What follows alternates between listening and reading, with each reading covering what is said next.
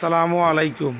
এখন আমরা সোলার আইপিএসের বিভিন্ন সুইচ সম্পর্কে এবং ফ্যান বা সামনের এলইডি সম্পর্কে আমরা আপনাদের সাথে শেয়ার করব, অর্থাৎ আপনাদের জানানোর চেষ্টা করব। দেখেন, প্রথমে যে সুইচটা আছে সবচেয়ে ইম্পর্টেন্ট, সেটা হলো কি আছে, স্মার্ট এবং নর্মাল। অর্থাৎ আমি বলেছি যে আমাদের এই সোলার হাইব্রিড আইপিএসটাকে দুইভাবে ব্যবহার করা যায়। কেউ যদি রেগুলার বা বাসাবাড়ির নর্মাল আইপিএস হিসাবে ব্যবহার করে, সেই ক্ষেত্রে সে কী করবে, সুইচটাকে স্মার্ট পজিশনে রাখবে, ঠিক আছে। আর দ্বিতীয় হলো, কেউ যদি হাইব্রিড হিসাবে ব্যবহার করতে চায়, তাহলে সেই সুইচটাকে কোথায় রাখবে, এই যে ভিতরে যে সুইচটা দেখতেছি, এটা নর্মাল পজিশনে থাকবে। সেমভাবে আমরা দেখি ইনপুট ভোল্টেজ বলতে কেউ যদি এই আইপিএস দিয়ে কম্পিউটার চালাইতে চায়, তাহলে এই যে সুইচটাকে তাহলে ন্যারো মোডে রাখতে হবে। আর কেউ যদি কি চালাইতে চায়, ফ্যান লাইট চালাইতে চায়, তাহলে এসটিডি মোডে বা নর্মাল মোডে থাকলেই হবে। আর দেখেন এখানে লেখানে কি আছে, চার্জিং ভোল্টেজ মানে এখানে ব্যাটারি সিলেকশনটাকে বোঝাচ্ছে। আমরা জানি টিউবলার ব্যাটারিতে চার্জিং ভোল্টেজটা কি লাগে, হাই লাগে। অর্থাৎ কেউ যদি টিউবলার ব্যাটারি ব্যবহার করে এই আইপিএসের মাধ্যমে, তাহলে এই সুইচটাকে উপরের দিকে দিতে হবে। আর কেউ যদি ফ্ল্যাট প্লেট ব্যাটারি ব্যবহার করে, তাহলে নিচের দিকে দিতে হবে। সেমভাবে আমরা আরেকটা সুইচ দেখি, এখানে লেখা আছে গ্রিড চার্জ, ডিসেবল এবং এনেবল। অনেকেই আমরা কি করি যে দিনের বেলায় সূর্যের আলোতে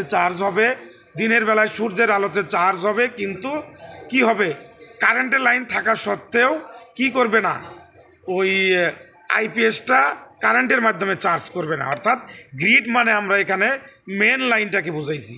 যদি কেউ কারেন্টের লাইন, অর্থাৎ আমি যে এই হাইব্রিড সংযোগ দিছি, কারেন্ট তারপরে সোলার প্লাস ব্যাটারি, এই অবস্থায় যদি কেউ চায় যে আমি এটাকে কি করব না, কারেন্টের মাধ্যমে চার্জ করব না, তাহলে কি করবে, সেই গ্রিড চার্জার সুইচটাকে ডিসেবল করে দেবে।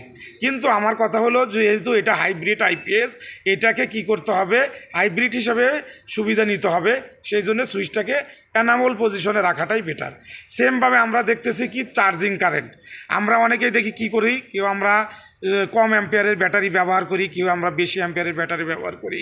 কেউ যদি আমরা 150+ ব্যাটারি ব্যবহার করতে চাই, তাহলে আমরা হাই মুটে দেব।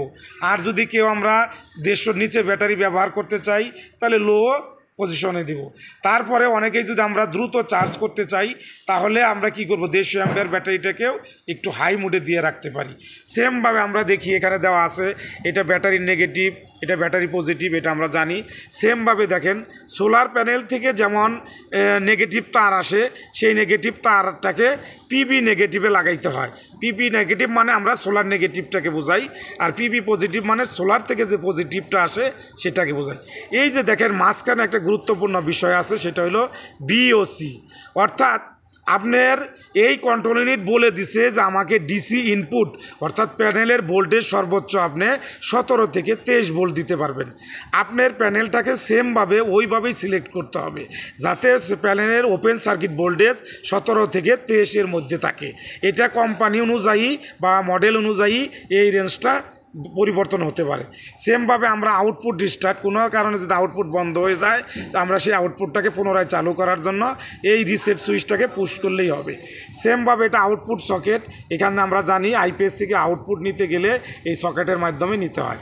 সেমভাবে ইনপুট, এসি ইনপুট, অর্থাৎ কারেন্টের লাইন, যেমন দেখাই আমরা এখান থেকে কারেন্টের লাইনটাকে আমরা মেশিনের মধ্যে দিয়েছি। যেহেতু এটা হাইব্রিড আইপিএস, হাইব্রিড হিসাবে ব্যবহার করতেছি, এই কারণে আমরা কারেন্টের লাইনও এর মধ্যে দিয়ে দিছি। সেমভাবে আমরা সুইচটাকে বলি মেন্স অন বাতিটা এবং চার্জিং অন বাতিটা কি অবস্থায় থাকবে। এখন যেহেতু সোলারের কানেকশন থাকা সত্ত্বেও সোলার প্যানেল থেকে কোনো কারেন্ট আসতেছে না, ভোল্টেজ আসতেছে না, এই কারণে সোলার অন বাতিটা অফ হয়ে আছে। আর কি, আইপিএস বাতিটা কেন অফ হয়ে আছে,